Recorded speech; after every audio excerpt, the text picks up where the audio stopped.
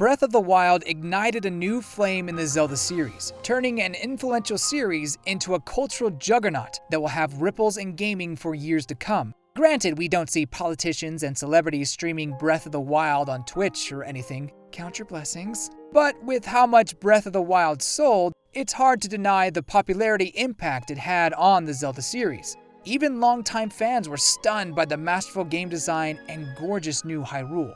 However, as much as I would like to sing praises of Nintendo's latest masterpiece to the end of my YouTube days, I cannot turn a blind eye to Breath of the Wild's glaring blemish on its nearly perfect face. The story sucked.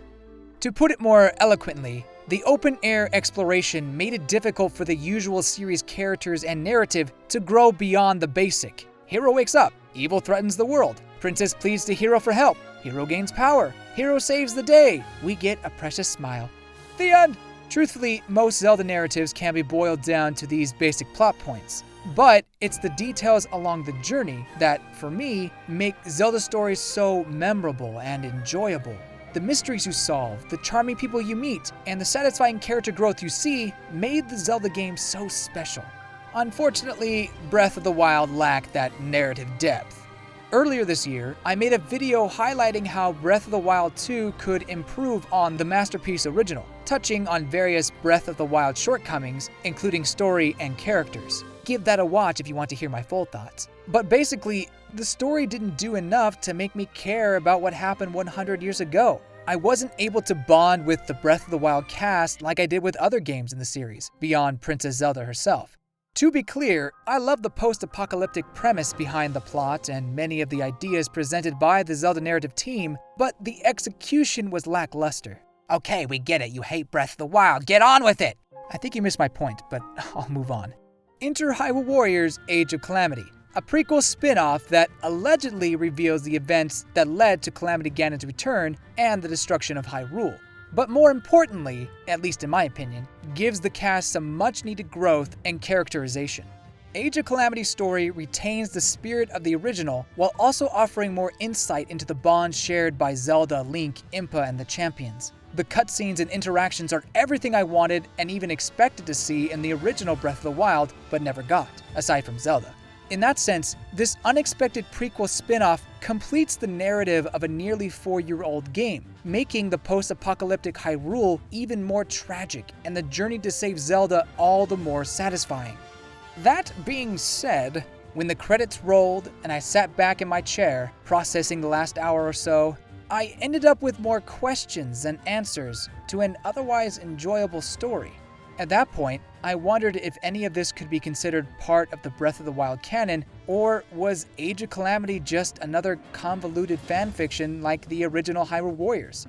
So let's figure out whether Age of Calamity is fanfiction or a timeline split. Whoa, he said the title of the video. He is so meta. Before we continue, please know that I am going to cover some major Age of Calamity spoilers, so if you're not ready to hear what happened 100 years ago, this is your cue to exit. Scram! Make like a guardian egg and bait it! Zelda fans aren't unfamiliar with complicated timeline splits and messy lore. Before Hyrule Historia was a thing, the Zelda timeline was an untamed wasteland of theories, with die-hard fans arguing for years over the correct placement of the Zelda games. Clearly, the games belong in one singular timeline, one legend leading to the next. No way, that makes zero sense with most of the game's lore and setting. There is definitely a timeline split. It's the only way it makes sense. That is completely unneeded. You can connect the legends easily in one straight line. I think there should be 3 timelines. What are you, stupid?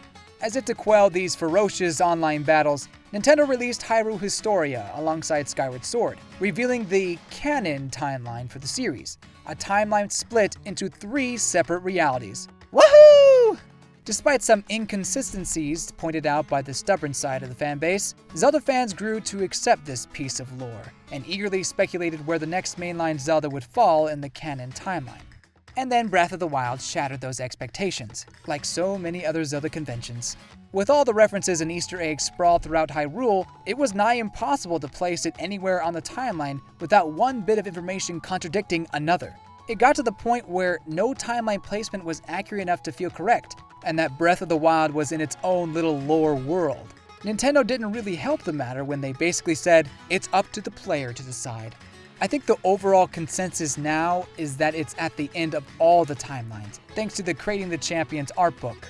My point with all this is Age of Calamity introducing time traveling as well as alternate realities to Breath of the Wild is not unheard of for the Zelda series. In fact, it lines up more with the series lore than you might think. In Hyrule Historia, we have an adult timeline, a child timeline, and a fallen hero timeline, each with games that follow one after the other. With Age of Calamity and Tentacle, Breath of the Wild introduces another split, a Champions timeline and a new Fallen Hero timeline. The Fallen Hero timeline is what happens when Link is killed in battle, leading to the events of Breath of the Wild. The Champions timeline, or that's what I'm calling it for lack of a better word, follows the victorious Zelda and Champions who were able to stop Calamity Ganon's return. In truth, this all might be just a neat little nod from the Zelda team and Koei Tecmo, but I'd say it fits in with Zelda lore pretty well, especially Ocarina of Time. Of course, this all depends on whether Nintendo considers Age of Calamity to be a canon prequel to Breath of the Wild or not. As I discussed in a previous video, whether a spin-off like Age of Calamity is canon or not comes down to what the developers say, even if their answer is a little vague. We haven't heard directly from the mouth of Aonuma or the Zelda team that Age of Calamity is indeed a new break in the timeline, but it's fair to say this prequel has more of a chance of being considered canon than, say, the original Hyrule Warriors. Now, I will admit, my judgment is a bit clouded by my own desire to see some of Age of Calamity treated as part of the Zelda canon. I was so impressed with the wonderful characterization and growth of the cast that it felt like it would be a shame to not acknowledge how much Calamity improves the original masterpiece. For example, the champions' personality and their bonds with each other truly shine in a way Breath of the Wild failed to capture, aside from the Champions Ballad DLC, I suppose. I eventually cared more for these tragic heroes as I learned about their personal struggles and desires. Mipha taking on the role of champion to protect her family and home, Daruk's brotherly bond with Link, Urbosa taking Zelda under her wing, Ravioli being the Falco ripoff he was born to be. Ha! Original jokes! These were all plot details we couldn't truly appreciate, at least in full. Sure, we could find glimpses of these traits, but in the shallowest of means. Age of Calamity provided that character depth that I longed for, which is kinda ironic for a spin-off Musou game. To be clear, I'm not saying Age of Calamity's cast is the deepest group of characters Nintendo has ever written. That award belongs to Bowser from Paper Mario. However, the cutscenes, character interactions, battles, and side quests all lend a hand in building up a world we only knew after it had been decimated. That alone makes it special, since it was done so well. Now, if they spat out hot garbage, then I would be singing a different tune. That's not to say Age of Calamity's story is perfect, or doesn't have its flaws. In some aspects, the narrative reads more like a Breath of the Wild fanfiction than an actual prequel. Once Calamity Ganon's dark essence seeped through the castle, and Zelda lost all hope, her time-traveling egg summons heroes from the future! Riju, Terra, Yunobo, and more importantly, Sidon. He swoops in to save the gorgeous Mipha and vanquishes Water-Blight Ganon. Truly a hero for the ages! Of course, that's an extreme example, but there are a couple moments in Age of Calamity that scream fanfiction, taking away from the story's credibility. I'm fine with saving the champions. A happy ending is not the end of the world, now that I've seen it for myself. I can accept that. I wanted a tragic ending, but seeing a new ending where it's the heroes win in the end, I could accept that. It's when Terako, with the power of tears and time travel, summons the heroes from the future that I get a little wary of it all. That's when I start to question, okay, whose fanfiction is this? Who on the Zelda team was like, guys, I got the perfect story? First off, I called it. If you watched my previous Zelda deep dive video, you'll see that one of my explanations for the map, or the tapestry, that showed the two champions on each divine beast was bringing in the characters from the future to the past. I did not think that was very likely, but it did happen. Secondly, of course they would bring in the future champions. This is a fan service Warriors game. Do you really think the thirsty Sidon fans would have been appeased otherwise? I think not. Yet, surprisingly, I didn't mind this time-traveling shenanigans. Sure, it seemed a little bit convenient and out of nowhere and in someone's wildest fantasies, But the character growth that we got for both the original champions and the future champions really cemented their place in the story for me, and I was able to overcome that doubt pretty quickly, especially with Sidon and Riju. Sidon and Mipha's sibling bond really stood out to me. Sidon lost his sister, his older sister, at a young age, so being able to see her again is emotionally impactful, I have to admit. And then you have Riju learning from the great leader Urbosa. These two didn't know each other at any point in time, but to see Urbosa assist Riju in ways of leadership and fighting, I really like that mentorship aspect they had going on. I also like Riju as a character, so there you go. That said, I don't think they needed to bring in reinforcements from the future. I think you could have gotten away with just having Link go to each divine beast, or maybe Zelda as well, and take out the blights before the champions die. You don't need time-traveling shenanigans to solve that, in my opinion. I don't think it was possible in the original Breath of the Wild because they were being chased by guardians and other things, whereas in Age of Calamity they were able to get away from the enemy in order to go to each divine beast. Does that make sense? I don't know if it does. But again, think of the Sidon fans. Moving on.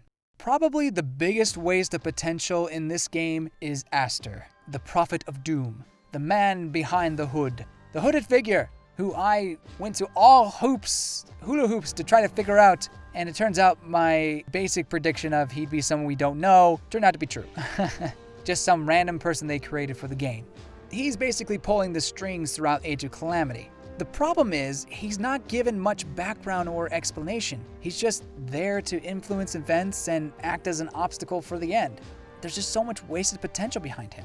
I do like his maniacal obsession with reviving Ganon, but I wish they would have expanded on that side of him.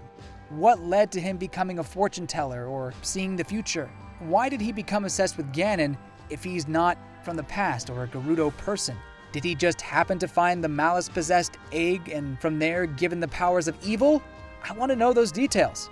But in the end, he felt pointless, like he was just added for the sake of a villain. The way I think is, without ASTOR, however you pronounce it, the plot would move much in the same way as the original Breath of the Wild. However, you could still have the egg there, and he could have saved the day and the lives of everyone with the same battles intact as in Age of Calamity. You just wouldn't have the ASTOR pulling the strings or have him as a final boss. Is there anything ASTOR does that couldn't be done by Calamity Ganon itself? The only thing I could think of is the Dark Link, Dark Champion clones, but Calamity Ganon probably could have done that himself as well. Otherwise, ASTOR was just wasted potential, or a waste of space, whichever one you want to say. Too bad too, because I like the theories around him. And now for the star of Age of Calamity, Terako, the time-traveling egg. I love this feisty little guy, but it also hurts my brain. After Link cracks the egg, boo, towards the end of the game, Zelda remembers that it was she who built Terako at a very young age with her mother. How? How does a 5 or 6-year-old build a sophisticated time-traveling ancient Sheikah tech controlling sassy AI death machine that also acts as a functional MP3 player? Is this the equivalent of a school project where the mom does 99% of the assignment? My guess is Zelda's mom found this piece of technology somewhere on exploration and decided to turn it into a mother-daughter bonding project, which is pretty wholesome, I'll admit. But it doesn't explain why Terako had that vision of Zelda trying to stop Ganon. The egg wasn't even in the same room at the time. Also, how does Zelda forget about the robot she built with her mom? I guess I can see because she was so young, she couldn't remember that, but that seems to be a pretty big gap in her memory. I remember my mom, what was that thing we worked on? I don't know, who cares? I don't know, it just seems odd that she wouldn't be able to remember Terako, especially if it was up in a box in her study. But hey, we put things out of our minds sometimes, so I guess it's not completely out of the question to forget things. That said, I do enjoy Terako and Zelda's connection. It's much less of a robot simping than I thought. More like a babysitter, or a sibling, a pet, or even a guardian. What? It all makes sense now. The way Terako plays Zelda's lullaby to soothe Zelda when she's sad is very sweet. I love those scenes. At the end of the game, Terako sacrifices itself to protect Zelda during the final boss fight, allowing Team Hyrule to harm Calamity Ganon, a convenient and unexplained twist. Around that time, we see the scene from the trailer where Zelda says she must protect everyone, which is similar to the flashback Teriko has. Again, how does it know that? It wasn't there. Did it somehow send its memories to the past, to an alternate dimension? There's something not connecting here. From here, the time traveling gets incredibly messy and convoluted, because somehow a possessed version of Teriko travels to the past to stop the normal Teriko, but we never see a possessed Teriko traveling to the future, past. Did this evil Teriko escape from Link and Zelda in a separate timeline? If so, how? Or did Calamity Ganon find the husk of another egg or make its own time-traveling replica? We may never know. The ending and true ending to Age of Calamity are sweet and bring a tear to your eye, but man was I left with these questions, and I was a bit unsatisfied because of it. Still, it was a good ending, and I'm glad we got to see a successful attempt to stop Calamity Ganon, now that I finished the game. Overall, I adore Teriko. His moments in the cutscenes throughout the game were precious, or hilarious, or just downright good. Its little wars with Impa and even mouthing off Link were the best moments by far. I just wish they would have thought out the time-traveling part a little more.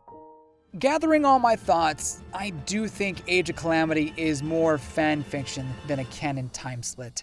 There, I said it. It's a fanfiction, not canon. Forgive me. There's just too many inconsistencies and fan service moments to be taken seriously all the way. That said, the deeper look at the champions, Link, Impa, and even Zelda with the addition of the lovable Teriko injects the original Breath of the Wild with some much-needed backstory and development. Replaying the masterpiece and eventually moving on to its sequel now means so much more thanks to the wonderful additions of Age of Calamity. You can feel cheated by Nintendo that they never actually told the events of the Great Calamity as they happened in Breath of the Wild, but I can't be too upset when there's so much to love in this fanfiction prequel spin-off. Plus, it gave us a really cute ninja Impa. That alone is worth all the time traveling. Thank you so much for watching! It has been a long time since I posted a video, probably about a month. Sorry about the wait. I've just been doing a lot lately, mostly playing video games because I'm trying to get my Game of the Year video out. There's so much I needed to play, and then you bring work into the occasion and the holidays and other projects I have going on. It's been a mess. But allow me to say this. There is a lot to look forward to in the coming year for Nintendo City. So please stick around. The next video may not be here until late December or early January, but I promise it'll be a video you will enjoy. Some surprises will be there too. In the meantime, I highly recommend going back and watching some of my previous videos like Waifu Battle Royale, maybe some of my reviews or stuff like that. I would really appreciate that. And if you're into manga, do I have a podcast for you? I'm a co-host on the Umami Manga podcast, where we talk about Attack on Titan and recently Kaguya-sama Love is War. It's a good chance to hear me in another light. I don't make videos for it, I'm just a voice talking to another guy, geeking out about manga, so please give that a listen to when you get the chance. Lastly, I want to promise that I'm not done with Waifu Battle Royale. It's been a long time since I posted that, just a lot of stuff came up, but I promise I will get back to it in 2021, and I hope you're still invested in that. If I don't see you again before the new year, have a wonderful holiday and a happy new year. Goodbye, you good people!